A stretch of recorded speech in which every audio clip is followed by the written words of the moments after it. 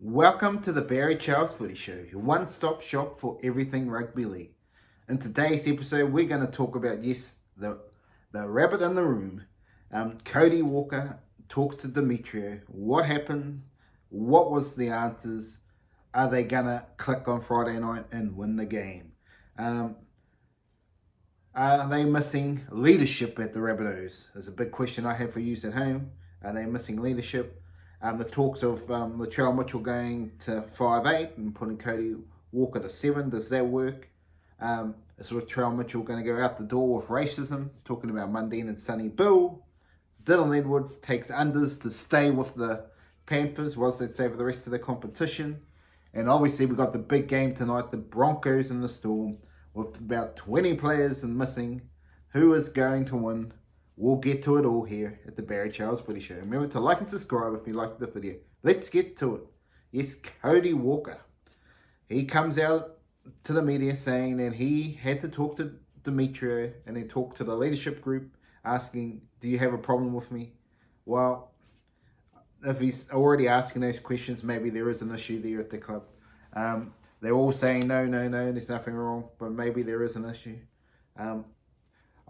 To be brutally honest, they should have Sam Burgess playing.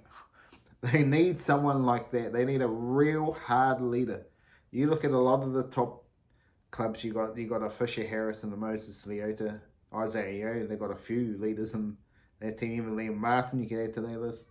And the Warriors have Fanua Blake and Tohu Harris. The Broncos have Payne Haas, Kerrigan.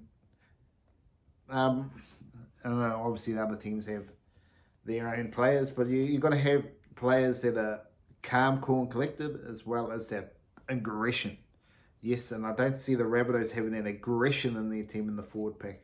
No one's really leading that aggression. Tommy Burgess is probably the best at it, but just their real lack of leadership in the forward pack, I think, is a big thing that's costing it. The Rabbitohs at the moment, they're really going to have to find something in. And it's always been the case with Mitchell, Cook, Cody Walker. They're always in and out of games. I mean, all three of them are in and out of games throughout the season, and that's always been costing them. And Anna Reynolds was he was the one that was consistent. And you let him out. And I know they made the preliminary final last year. But Lachlan has played a good season. But that's often what happens. Their first season they go well, and then their second season their second full hard out season, they fall away. So Lachlan Ilias will have to step up because everyone's found out his game. So obviously he needs to go to another level if the Rabbitohs are to be premiership force. The Rabbitohs haven't seemed to be big in the market again. They really need to sign a big forward. I think they really need to get some leaders in there. Because they got the Kalamatangis, they got the Cameron Murrays, but it's just the props up front, and I think they're just lacking that little bit more. They just need one. I think they probably only need one. Just need someone, well, maybe a bit more clean than a Jared Hargraves, but that sort of player. If they can get someone like that, they could turn this ship around. Whether that's like a Luke Thompson type player, even though he wants to go to Roosters apparently. But just someone, I think they just need someone to take them to their next level if they want to win the premiership. What about this hoopla that Latrell Mitchell should go to number 6, Cody Walker to 7? Who come up with this? Absolute. Jack Wighton, the fullback. Are you kidding me? Jack Wighton's probably not too bad at fullback, but yeah, that ain't going to solve your issue. No, not at all. And then you're going to have 2 ball runners in 6 and 7. Cody Walker doesn't have the kicking game to be able to play, neither does Latrell Mitchell. He has a bit of a kicking game, but I mean, in terms of just putting in pinpoint spots all the time, that is where Lachlan Ilias has to go to the next level and stay there. And if he isn't the answer, they have to find someone else. But yeah, you put Lachlan Ilias at 7. Yeah, Walker. If you were going to make a change, you put Latrell Mitchell to centre and Jack Wighton the fullback if you want to make that change. But I mean, I don't think it matters too much. I think Jack Wighton will end up playing centre and Latrell Mitchell at the back. I think people just got to realise that Latrell Mitchell was not a James Tedesco, a Dylan Edwards type player. He's going to go in and out of games. It's just him. But when he's on, he is on. But yeah, that's obviously going to be the question mark. Can he lead them to the premiership? That's a question you have to decide. Do you think maybe Jack Wighton goes to fullback and Latrell Mitchell the centre? To me, makes more sense. If you were going to make a change, that would make more sense to me. Because I can see Latrell Mitchell just going back to being an explosive at centre, and he just gets the ball when he needs to. But when you're a fullback, you need to control the defence line. You need to do a lot more things in the game these days, and even though he can be outstanding when he plays well at fullback, maybe that's where the change has to be if they were going to make a change. But yeah, otherwise, if they're not happy with Lachlan, at least they find someone else. I don't think they really need to change much else around there. Cook needs to get to another level, though. He definitely needs to get to another level.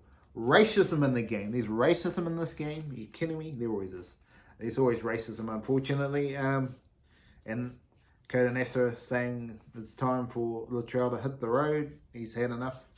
He's ready to rock and roll. Will he go to rugby? I don't know if he'll be fit. Well, I suppose he don't have to be that fit for rugby. I'm not sure where he'll play there. Because normally they're real skinny there. And fit there. That's the only thing with Latrell Mitchell. If he was going to go to rugby, I'm not sure he has the body type for it. Like, if you look at his body type, he's more likely to be a prop than anything else in rugby. Otherwise, the rest of them are real skinny blokes generally. So I don't see him fitting out of rugby if that was to be the case.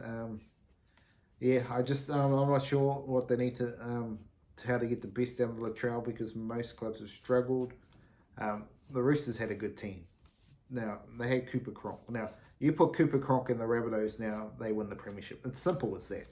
That's how good he is. And if they put Anna Reynolds back there, there'll be a chance. But Cooper Cronk's another level than Anna Reynolds. If Cooper Cronk was at the Rabbitohs right now, they would be winning the comp in 20. Well, just about. Maybe they just need another forward to prove that. But, I mean, that definitely would be a team to look out for. But they don't have Cooper Cronk. They've got Lachlan. It's got a long way to go to get it to that sort of level. So they're going to have to bite the dust with that. But yeah, back to racism. Of Anthony Mundine, Sonny Bill leaving the game. I think it's a cop-out if you ask me. Especially on the Sonny Bill side. He went for money, don't get it twisted. He went for money. Simple as that. There was nothing to do with anything else. When it comes to Anthony Mundine, there's a bit more to it, I think. But definitely racism was very much profound back then. You could argue that some players were not getting picked in the New South Wales team because of their race. Now, people are not going to say that publicly, but it clearly was the case back then, because he was the best player in the game at that point, and he didn't get the credence he needed. One of the best players in the game at that time, and he wasn't getting much game time there. So, but to me, Latrell Mitchell ain't going anywhere, I don't think. Dylan Edwards re-signs for $900K, roughly. He could have got $1.2 million somewhere else.